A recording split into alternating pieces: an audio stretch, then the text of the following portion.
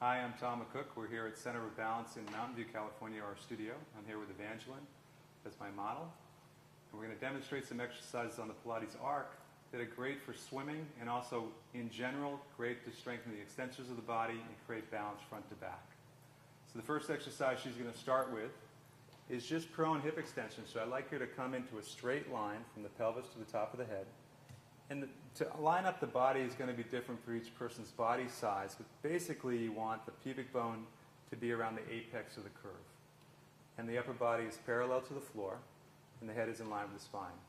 First thing I'd like her to do is, just as she exhales, engage the lower belly away from the box and glide the shoulder blades down. So she just feels that connection to her shoulder blades, her abdomen, and her lower back.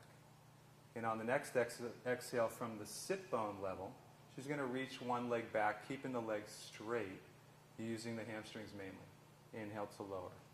And the exhale, she'll reach away. She's maintaining that line through the body, head to tail. And she's getting a sense that she can lift the leg without distorting the shape of the lower back. So she's reaching away, the pelvis stays anchored to the box. So we'll do 5 to 8 repetitions on each leg before we go to the next variation.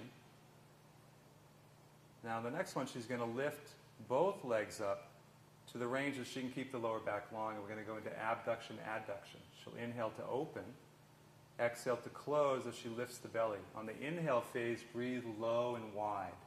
So she's using the breath to support the lower back and lengthen the spine. She's using the exhale to engage more through the center line, up through the inner thighs and pelvis. 5 to 8 of those. Shoulders stay low, the breath stays smooth. And just one more, and she'll lower. Now she's going to do single leg circles. She'll bring one leg up. Now in this movement, this will help to stretch the hip flexors and work more range of the leg and extension. So she's going to reach and draw a small circle behind her, about the size of a magic circle, feeling the length and reach of the leg from the spine. Pelvis staying stable. And reverse. Nice and fluid. And she'll slowly lower, and we'll try the second side. So this gives you a good opportunity to work on pelvic stability with hip extension. It's great for everybody. And she'll reach and circle. The breath is low.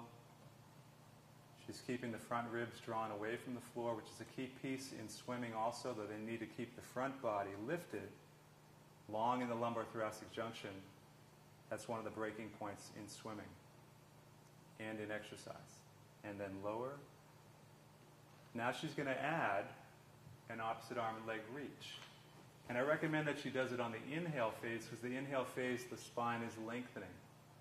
Connecting to the shoulder blades on the exhale and the abdomen. She'll inhale to reach the opposite arm and leg. Exhale to lower. And you're looking for that the shoulders stay low. Just get that nice upward rotation of the shoulder blade. The medial border goes down as the outer border reaches. And the neck stays low, or long, excuse me. And she's moving with the breath. Hip stays anchored. And just one more each side. So you're going for length with clear alignment. Completing that, rest for a moment. I mean, if you're going through a circuit, you would just go from one exercise to the next, which is great conditioning for your swimmers. The next movement she's going to do is swan, so her hands will be on the seat. You could also do it with your hands on the floor if somebody has, their lower back is more sensitive and doesn't have this kind of range. So first thing, get the feeling of extension in the hips by turning on the low glutes and inner thighs. The shoulders are low and the neck is long. On the exhale, she's going to feel that lift through her belly. And she's going to inhale to tip forward, holding that body shape. On the exhale, she'll lengthen back up. On the inhale to tip, feel the connection of the elbows in close to the body. Exhale to lengthen up. So she's maintaining the shape of the body as she hinges around the shoulder girdle. So the hip extensors are active throughout. And just one more. And she'll lift. And we'll conclude this sequence with a swimming exercise. So she'll come back to that first movement. She's going to have to move back because the arms are going to be out freely floating, and the body will tend to tip forward if you're too far forward, which you'll find out pretty quickly.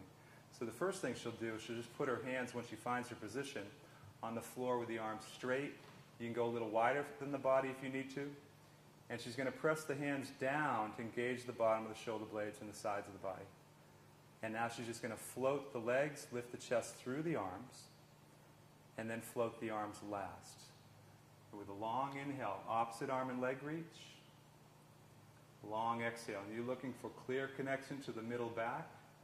The neck is staying long, and the breath is fluid.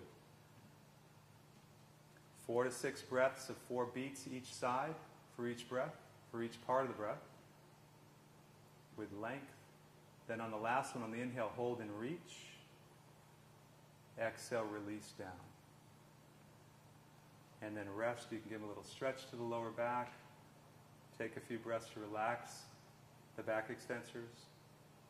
And that concludes this podcast. I hope you enjoyed. We hope to see you at our next one. And be well.